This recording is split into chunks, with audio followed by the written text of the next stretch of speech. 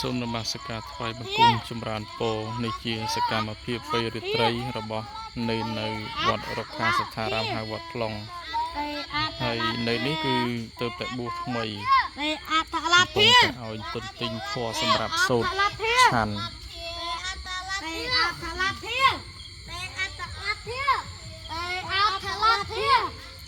អង្គនេះក៏ថ្មីដែរអត្តឡាធាចឹងបួសហើយមានតែអញ្ចឹងទៅឡើងទិញធម៌ហើយធម៌ហ្នឹងគឺដូចជាការទិញអីផ្សេងដែរមិនមែនស្រួលទិញដាក់ចាំទេហើយវាអាស្រ័យទៅលើ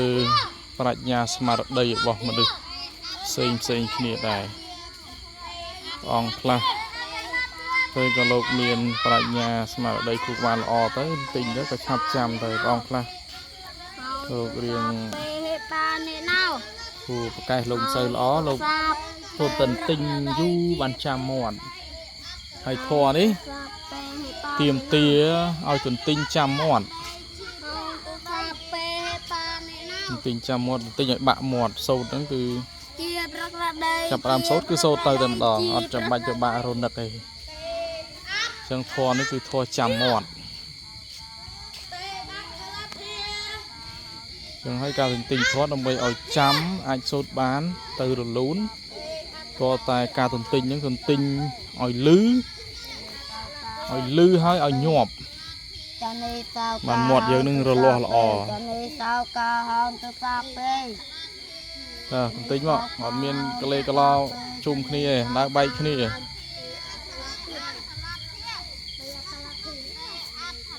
ចឹងពេលទន្ទិញយើងត្រូវការផ្ដោតអារម្មណ៍ហើយមាត់នឹងជាថារហូតទៅធ្វើម៉េចឲ្យលឺហើយឲ្យញាប់អញ្ចឹងវា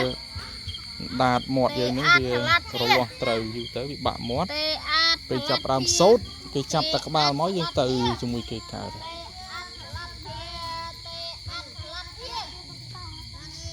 តាកុំជុំគ្នាបែកគ្នាមក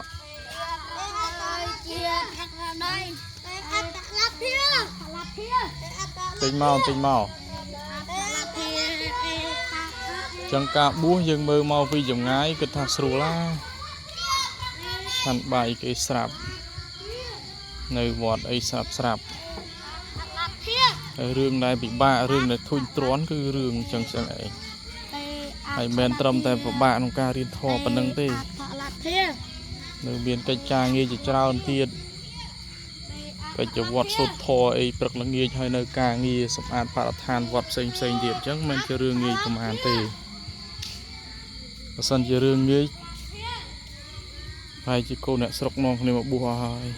ដោយសារតែមិនមែនជារឿងងាយមិនមែនជារឿងដែលសប្បាយនឹងហើយបានជាមិនសូវមានអ្នកបួសអញ្ចឹងមានអ្នកមកបួសហ្នឹងយើងគួរតែឲ្យតម្លៃនឹងឲ្យតម្លៃព្រោះសូវមានទេបច្ចុប្បន្ននេះពិសេសក្មេងៗដែលធំហើយឥឡូវច្រើនតែក្មេងតូចបួសក្មេងឥឡូវនេះតែធំវ័យ15ឆ្នាំអីឡើងគឺលែងចង់បួសហើយព្រោះប្រទេសជាតិឥឡូវសម្បូរសបាយចឹងលើកត្រូវការសបាយដើរលេងដើរហើរចឹងទៅលែងនឹកឃើញបួសចឹងយើងទៅបួសតូចបួសពីតូចទៅហើយទៅលោករៀនរហូតទៅលោកនៅរហូតដល់ធំរៀនបន្តឡើងថ្នាក់បន្តយ៉ាងទៅអានេះការរៀនបួសនេះគឺដំបូងនៅវត្តដើមគឺការចាប់ផ្ដើមដំបូងឲ្យរៀនធម៌សូត្រសិនទៅរៀនធម៌បានច្រើនបានបញ្ចេញឲ្យទៅរៀននៅវត្តណាដែលមានសាលាឥឡូវនេះវត្តខ្ញុំកណ្ដាលអាត្មាភាពកំពុងតែនៅដឹកនាំនេះអត់ទាន់មានសាលាទេអញ្ចឹងអ្នកបួសហើយគឺឲ្យទិញធម៌សូត្រឲ្យចេះសិន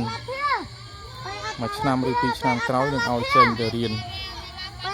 នៅវត្តណាដែលមានបើកសាលាទេអដ្ឋលទ្ធាទេអដ្ឋលទ្ធា